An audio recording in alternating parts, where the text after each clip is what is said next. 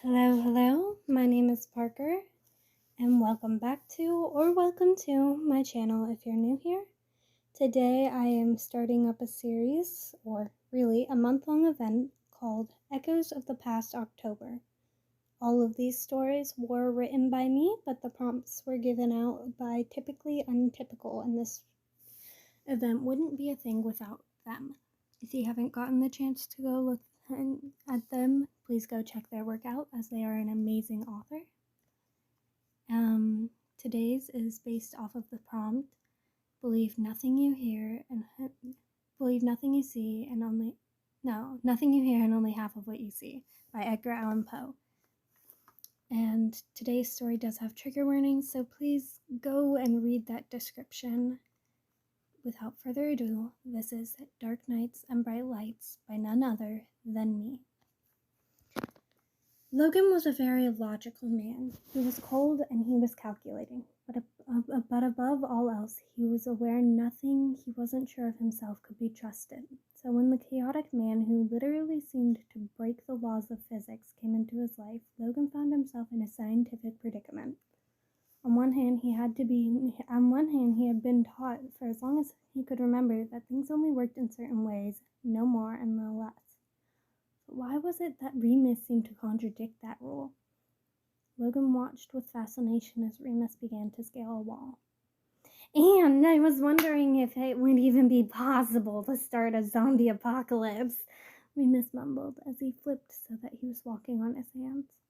Logan gave a slow nod. Yes, well, after some research, I have found it is actually a prominent thing in some species of bugs, including certain forms of mosquitoes, he stated plainly as he marked down a few things in his notepad.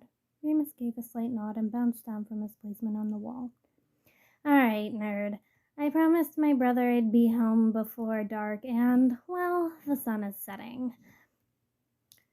Remus roared with a cackle as he skipped out the door. And just like that, Logan's mind went back to the dark place it had been for months. A place of distrust and never-ending questions that would never find the answers he needed so desperately. He sighed, walking to his room. The once perfectly organized area looked as though a bomb had hit it. Papers crowded the floor so badly it was near impossible to see it. The desk was the worst of it. Mountains of papers were stacked nearly to the roof. Some were torn, and many were connected with string to the wall. Logan stared at it, all his calm demeanor slipping away as though it had never been there in the first place, replaced by the franticness that had been bubbling in him for so long, only barely contained in the most recent days. Rubbing his eyes warily, he slumped down into the office chair that Virgil bought him because of his bad posture. As Logan thought about Virgil, he reached into the bottom drawer of his desk, pulling out a thick binder labeled Virgil Storm, and flipped it open. The first few entries were vague and short with terrible handwriting, but Logan couldn't bring himself to rewrite him.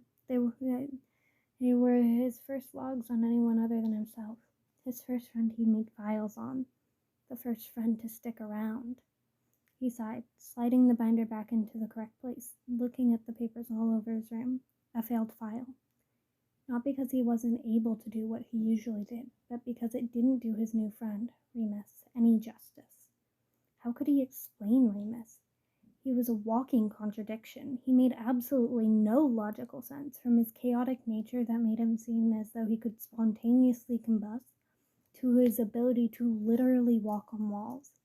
At first, Logan thought that he had simply been doing some sort of illusion type thing, but however, watching him scale the roof of a restaurant disproved this theory, much to Logan's disappointment, as this was the most logical assumption he had. Logan quickly sat down, writing down a new theory. He was only halfway through with his writing when he shoved it off the desk. That one was impossible. Remus didn't weigh little enough, plus his shoes would have been way lighter. He let out a soft sigh, ruffling his usually perfect hair and loosening his tie. What could it be? He'd always heard that physics had been proven to be true, but there was no way he could be positive. Remus refused to explain. Okay, well, he didn't refuse. Every time he tried to explain it to Logan, he would either get distracted or fall and injure himself. Logan quickly turned on the laptop that he used so often and opened a file of secure scientific discoveries. None of it made sense. The more of it that he read, the more he found he was confused. If everything followed the laws of physics, then why didn't Remus? Was he simply some freak of nature? That didn't make sense either. Nature followed its own rules, so why would it break them for one singular creature of a species? Not even to mention that his twin was incapable to do the same, and they were identical. Logan closed his eyes as he felt a headache begin to take over, and he flickered them back open. The fluorescent lights did him no good. It was too bright in the room, despite the darkness of the world around him.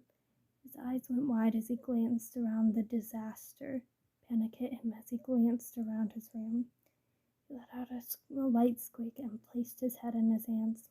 He winced and closed his eyes, trying not to let reality hit him. It hit anyway, as though he could not continue pushing it away. His world had crumbled apart at his fingertips. It really was true that no matter what, you truly cannot trust anything you hear, and only half of what you see. I do hope you guys have enjoyed.